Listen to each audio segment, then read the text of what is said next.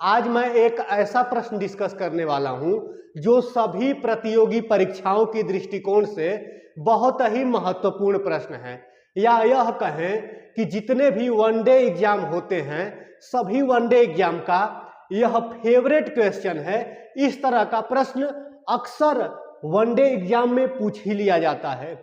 मैं आपको इस क्लास में इस तरह के प्रश्न को कैसे आप बस देखते ही अपना आंसर कर पाएंगे, इस तरह का ट्रिक सिखाने वाला हूं।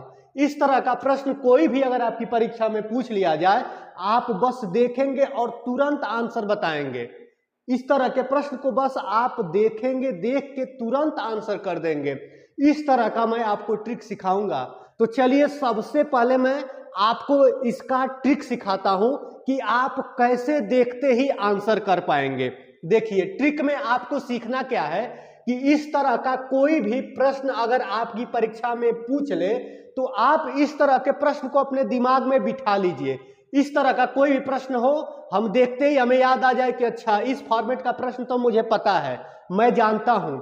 आपको ध्यान क्या देना है कि जो संख्या यहां पर लिखा है और जो संख्या यहां पर लिखा है, नीचे यहां से यहां तक आप देख रहे हैं कि कैलकुलेशन दिया हुआ है।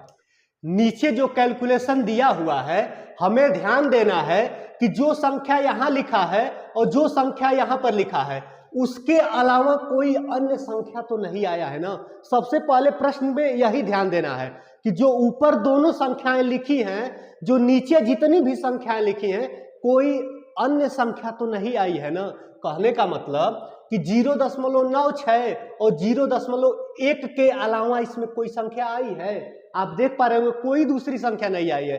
कहीं पर 0.96 आया है, कहीं पर 0.1 आया है।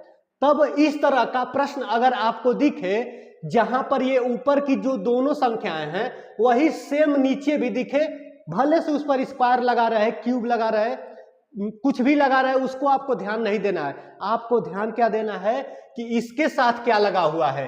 तो यह संख्या के साथ क्यूब लगा हुआ है और यहां पर भी हम देख रहे हैं क्यूब लगा हुआ है। बस हमारा काम हो गया। अब हम ट्रिक को लगाना शुरू करते हैं। ट्रिक क्या लगाया जाएगा? बहुत ही सिंपल सा ट्रिक है, बहुत इजी ट्रिक है। ट्रिक में हम क्या करेंगे कि जो यह ऊपर दोनों संख्याएं दी हुई हैं उसी को बस हमें माइंड करना है, उसी को हमें ध्यान देना है। और करना क्या है कि जो दोनों संख्याएं दी हुई हैं उनको पहले आप लिख लीजिए। तो संख्या दिया हुआ है 0.96, उसके बाद से क्या दिया हुआ है 0.1 दिया हुआ है। ठीक है, अब दो चीजें तो हम लोग ध्यान दे लिए। अब हमें ध्यान क्या देना है कि इन दोनों के बीच में कौन सा चिन्ह आया हुआ है। तो आप देख पा रहे होंगे इन दोनों के बीच में कौन सा चिन्ह आया हुआ है, माइनस का चिन्ह आया हुआ है, यानी माइनस कर दीजिए। इस वाली संख्या से इसको माइनस कर दीजिए, वही ना लिखा हुआ है इतना माइनस इतना। क्यूब वगैरह कुछ भी लगा है उसको हम ध्यान नहीं दे रहे हैं। ठीक है, बस हम अपने माइंड में इस तरह के प्रश्न को बिठा लिए हैं। तो बस हम अपना ट्रिक लगाएंगे। बस माइनस करिए, कितना बचेगा? ये 6 बचेगा। 9 से 1 माइनस होगा तो 8 होगा, ये दशमलव होगा, ये 0 हो गया। आंसर आपका ए वाला करेक्ट हो गया। आप समझ पा रहे होंगे हम लोग कर क्या रहे हैं। ट्रिक कुछ नहीं लग रहा है, ट्रिक में बस हम प्रश्न को याद कर रहे हैं। इस तरह के प्रश्न को आप प्रैक्टिस करिए, याद करिए कि आप देखते ही समझ जाइए कि इस तरह के प्रश्न में करना क्या है।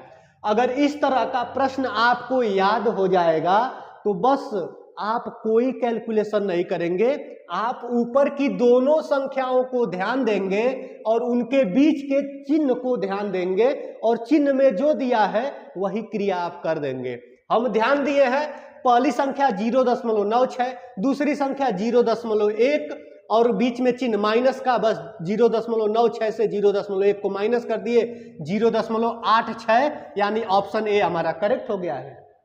0.86 ऑप्शन ए हमारा करेक्ट हो गया है, आंसर आ गया हमारा। ऐसे ही आप प्रश्न को सॉल्व कर सकते हैं, प्रश्न को लगा सकते हैं। इस तरह का प्रश्न अगर आपको विस्तृत मेथड से लगाना है तो जो संख्या है उन संख्याओं को आप अक्षर से रिप्रेजेंट कर दीजिए। इस तरह के प्रश्न में अगर जितनी तरह की संख्याएं आई हुई हैं तो उनको अलग अलग अक्षरों से रिप्रेजेंट करके और उस प्रश्न को सेट करके देखिए कि प्रश्न कैसे सेट हो रहा है। तो अगर हम ध्यान देंगे 0.96 को हम लोग ए से रिप्रेजेंट कर रहे हैं और 0.1 को b से रिप्रेजेंट कर रहे हैं। और अगर यहां पर आप देखेंगे तो यहां पर जो 0.096 है ये कैसे आएगा, तो आप अगर 1 में b का गुणा कर देंगे तो आएगा 0.096 आ जाएगा, 0.096 आ जाएगा। आप इन दोनों का गुणा करके देख सकते हैं, a गुणे b का ये मान है, यानी जो 0.096 है वहां पर हम लिख सकते हैं a गुणे b लिख सकते हैं।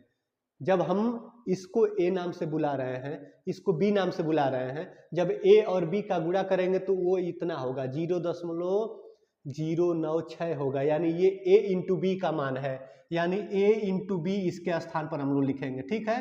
प्लस इसके स्थान पर क्या लिखा जाएगा, b का स्क्वायर लिखा जाएगा। बस आगे सॉल्व कर देते हैं। आप जान रहे होंगे a cube minus B cube का फार्मूला क्या होता है, तो a cube minus B cube का फार्मूला होता है, पहले ब्रैकेट में a माइनस बी, अगले ब्रैकेट में होता है a square plus A B plus B square, ठीक है, ब्रैकेट क्लोज हो गया आपका।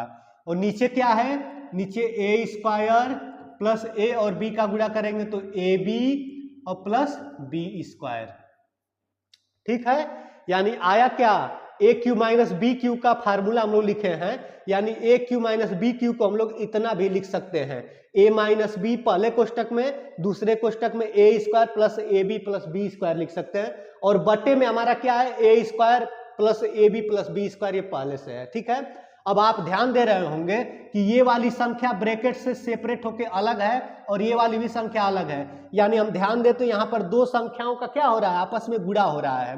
तो जब ये दो संख्याएं गुणा के रूप में है तो इस संख्या को ये नीचे वाली संख्या से हम काट दे रहे हैं, जो ये ऊपर वाली संख्या है नीचे वाली संख्या से कट जाएगा, तो बचेगा क्या, तो आप देख पा रहे होंगे बचेगा a माइनस बी बचा हुआ है। अब a माइनस बी बचा हुआ है और हमें संख्या में आंसर करना है, ऐसे अक्षरों में तो आंसर करना नहीं है, तो हम लोग a का मान कितना है, तो देखिए a का मान है 0.96 और b का मान कितना है, तो b का मान है 0.1। अब बस आप माइनस कर दीजिए, क्यों, क्योंकि देखिए a माइनस बी है तो ये a का मान हो गया और ये b का मान हो गया, स्थान न रहने की वजह से हम ऐसे ऊपर नीचे लिख के घटा रहे हैं।